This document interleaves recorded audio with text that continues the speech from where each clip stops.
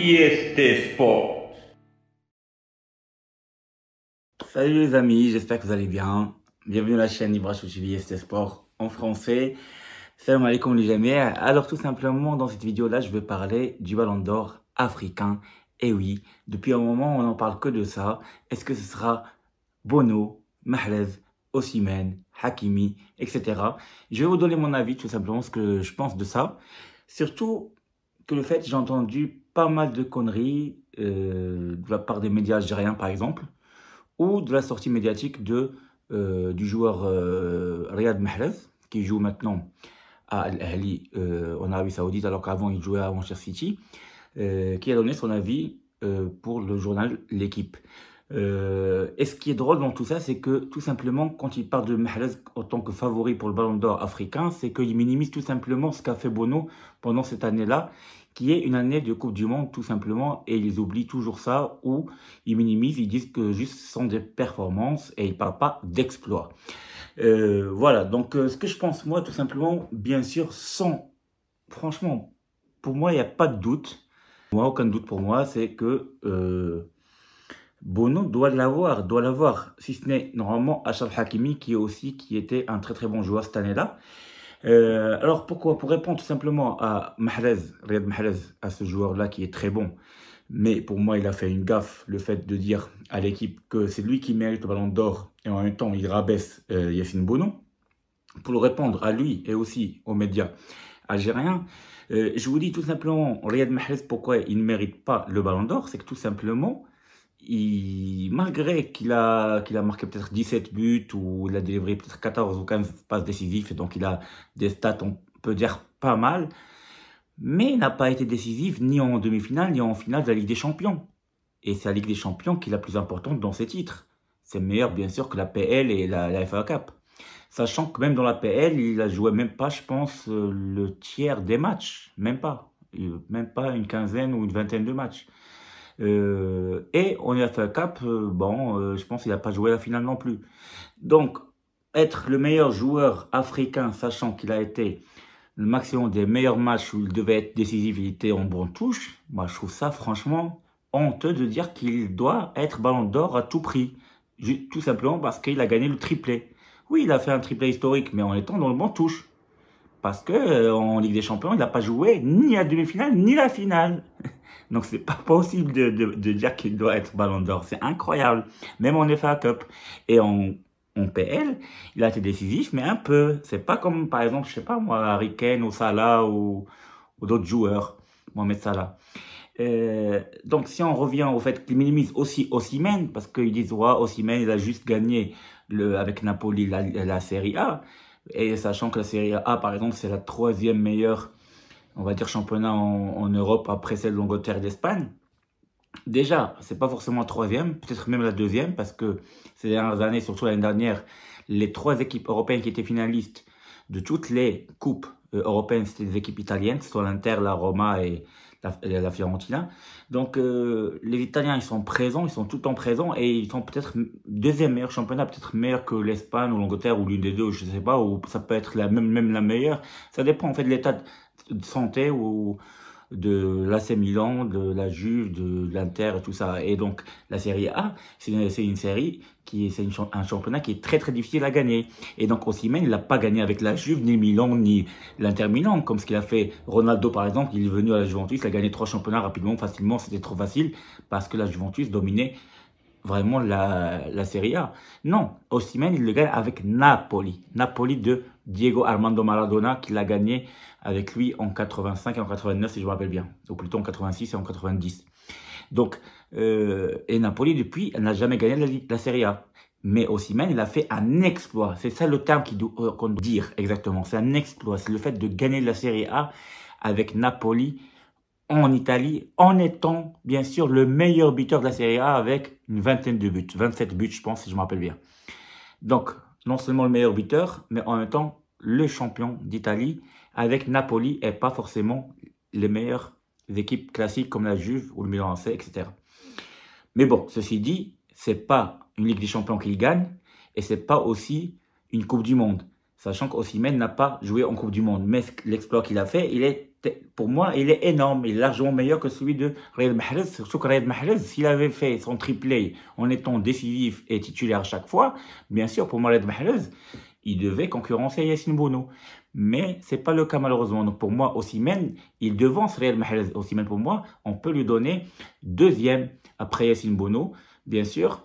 Et Mahrez, il peut être dans le top 5, peut-être cinquième ou sixième, malgré qu'il était remplaçant. Parce que pour moi, je vois par exemple Achraf Hakimi qui a fait une belle saison avec le PSG et jusqu'à maintenant, il montre clairement qu'il fait partie, ou il est le meilleur latéral, tout simplement droit, arrière droit, pardon, du monde. Donc il a aussi un mot à dire dans ce classement-là, sachant qu'il a été aussi décisif avec le Maroc en Coupe du Monde, surtout contre Canada par exemple, ou tout simplement il a été choisi dans l'équipe type de la Coupe du Monde comme numéro 2. Donc ça, c'est pas quelque chose à oublier. Et le fait Bono, quand il minimise ses performances, mais en fait, Bono, ce qu'il a fait, c'est pas juste des performances, mais c'est des exploits. Parce que le Maroc, quand il arrive en demi-finale de la Coupe du Monde, le Maroc, il fait élever toute la planète football, surtout les Africains et tout le monde musulman et les Arabes, etc. Donc ça veut dire que c'est quelque chose qui n'a jamais été effectué par une équipe africaine auparavant. Donc c'est un exploit par une équipe africaine en Coupe du Monde. Et le Maroc arrive en demi-finale de Coupe du Monde. C'est entre parties grâce à Bono, parce qu'on dit souvent un grand gardien de but, c'est pratiquement 50% d'une équipe de football. Quand il fait des arrêts énormes, comme contre l'Espagne par exemple au penalty, ben c'est lui qui nous qualifie en quart de finale pour jouer contre le Portugal. Contre le Portugal, il fait des arrêts aussi très très jolis contre João Félix ou contre CR7 Ronaldo, etc. Et ça nous laisse en vie pour gagner ce match-là grâce au but de En-Nesyri. Et donc le fait d'arriver en demi-finale et de jouer dans la tour des grands, c'est une année quand même de Coupe du Monde, les amis. Vous vous rendez compte ou pas? Et donc on était que 4, le Maroc, avec l'Argentine, la France et la Croatie. C'était énorme, vraiment énorme. Et c'est du jamais vu pour une équipe africaine et surtout arabo-musulmane. Donc, Bono, ce qu'il a fait, c'était un exploit extraordinaire. Et en plus, donc, le fait qu'il a gagné la Ligue Europa, c'est juste la cerise sur le gâteau. C'est que le fait, en plus, c'est lui qui donne la Ligue Europa à la FC Séville, sachant qu'il a joué contre des équipes très très fortes, comme Manchester United, comme la Juventus et surtout la Roma. Et en finale, contre la Roma, le mec, il sort 2 voire presque 3 pénaltys. Surtout 2 pénaltys. Et donc, il fait gagner FC Séville à lui tout seul. Et donc, comment tu peux dire que Bono, il n'a pas été extraordinaire cette année-là? Pour moi, il a été extraordinaire. C'est pour ça que je le mets devant Hakimi et Osimhen, bien sûr. Et pour moi, Riyad Mahrez, pour répondre à ce joueur que tout le monde aime bien sûr, c'est un bon joueur. Et je ne vais pas rentrer dans les comparaisons avec Ziyech, tout ça, etc.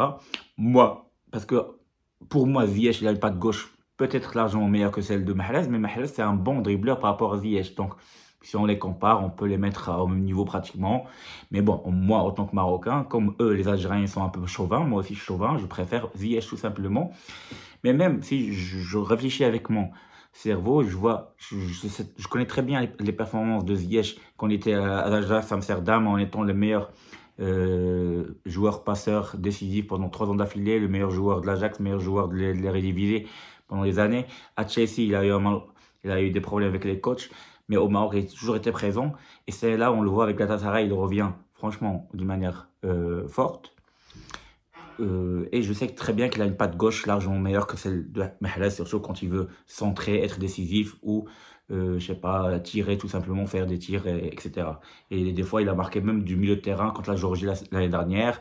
Et le but qu'on a vu en Coupe du Monde aussi, et qui est très beau, contre Canada. Franchement, Ziyech, rien à dire. On se rappelle très bien de ses buts contre le Real Madrid, ses buts contre Chelsea, même justement pourquoi Chelsea l'a acheté, et ses buts contre FC Séville, si je me rappelle bien. Ou, bon, bref, en tout cas, il est très fort pour moi, Ziyech.